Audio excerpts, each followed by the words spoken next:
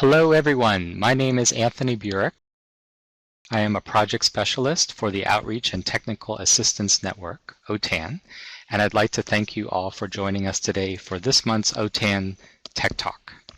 Our guest speaker is Sachiko Oates, ESL Faculty Liaison at the Santa Barbara City College School of Extended Learning, and her topic today is evaluating websites. Take it away, Sachiko. Thank you, Anthony. So, do your students find information online or do research online? In the age of fake news, crowdsourcing, and social media communication, we want to make sure that adult learners are equipped to evaluate information found online. In today's OTAN Tech Talk, we will discuss how we can teach our students the skills they need to evaluate websites. The objectives of this webinar and the interactive activities that follow are to acknowledge and reaffirm the importance of website evaluation skills for adult learners, to analyze the reasons behind the needs, to explore ways to evaluate websites and information found online, and to gain tangible lesson ideas and materials to teach the skills. We will explore why it is important to evaluate information online, questions to ask, and information that can help in order to evaluate websites. And we'll look at an example lesson. Let's start with why. Why is it important for students to evaluate the information they find on the web? Look at this cartoon. The boy is saying, "What do you mean? All my facts are wrong. I copied everything straight off the internet." Well, copying from the internet is another issue, but the fact that he believed what he had found online was all factual is what we will discuss today.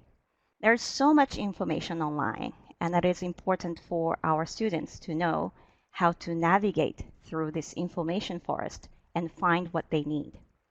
Not all information is created equal. With today's technology, anyone can create content on the web.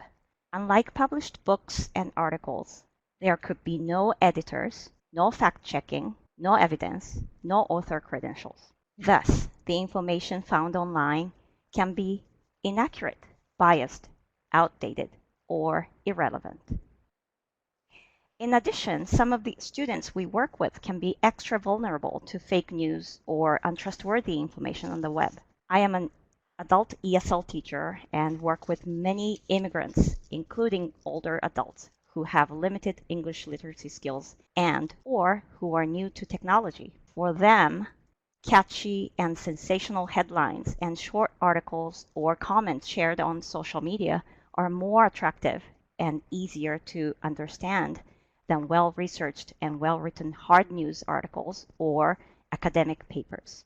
Even when students are more proficient in English literacy and computer skills, they might come from a country where online information is heavily regulated and censored. China is one of the most well-known monitors of online information with the Great Firewall of China. Even a country like Germany has changed their network enforcement law to regulate social media content. So we need to be aware that those international or immigrant students might not be trained to evaluate websites in the way we need to in this country. So, what can we do? One way to evaluate information found online is to deconstruct the message to figure out the information, if the information is credible. There are two easy ways to do this. You can ask questions with 5 W's: who, what, when, where, and why. Or this funny acronym might be easier for you to remember. You can look for CRAP. That's currency, relevance, authority, accuracy, and purpose. Let's take a closer look. C is for currency. When was the information published, posted, or updated? Is the information correct? Is the information current or outdated? R is for relevance. Who is the audience? Is the information applicable for your research. Authority. A is for authority. Who is the author, publisher, or creator? Is the author an expert on the topic? Is a biography or contact information provided? What organization is responsible or sponsoring? Where is it hosted? .com, .gov, .edu, .org, or .net? Well, .com is the most common domain name. It originally stood for commercial, but now used for any kind of site. .gov is for US government sites. .edu is for educational institutions like colleges and universities. .org is typically used for non-commercial organizations. And finally, .net was originally intended for sites related to the internet itself, but now used for a variety of sites. The two-letter country codes can also be added at the end. For example, some sites end with .co.uk or .gob.mx for Mexico. And another A is for accuracy. What conclusions or claims are presented? Are the facts and claims supported with evidence and reasoning?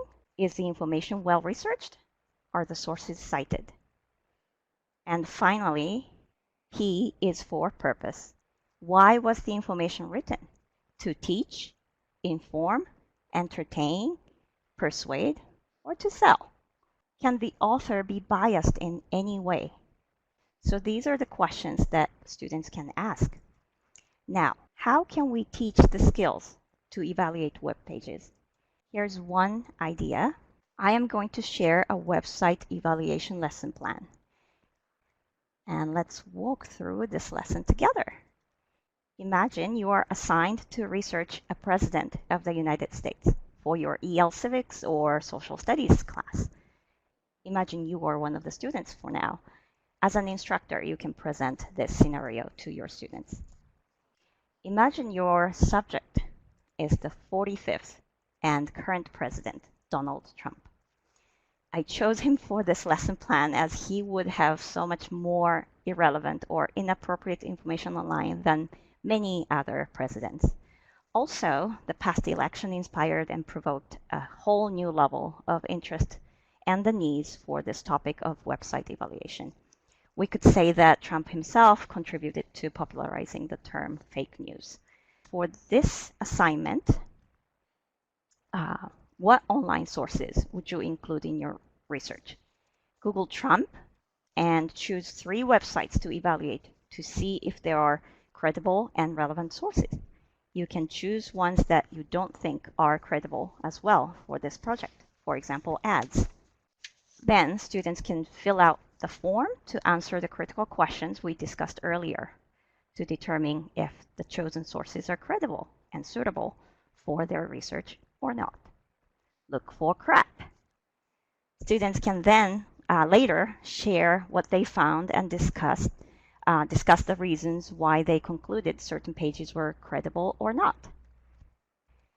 Okay, I will share how my search went now. Here are some of the articles and links that came up through Google searches on May 31st, 2017 and on September 9th, 2018. Which sites and articles are suitable for the assignment in the scenario? Let's look for crap. Right off the bat, you can see that there are some search results that are ads. While these ads can be current and up to date, the authors of the ads can be biased, and the purpose of the ads can be to sell something. Plus, the titles show that the topics of these articles are not what we are looking for, such as Baron Trump, US-Mexico wall, or Trump's marriage. For those reasons, I don't think any of the ads would be appropriate for this assignment. The authority, relevance, and purpose of these sites are not suitable. I also found the official White House webpage. This, I would say, is appropriate. It looks like the last update was August 16th, 2018. So the information is current. This page offers the official biography of the president, so it is relevant. The domain is .gov.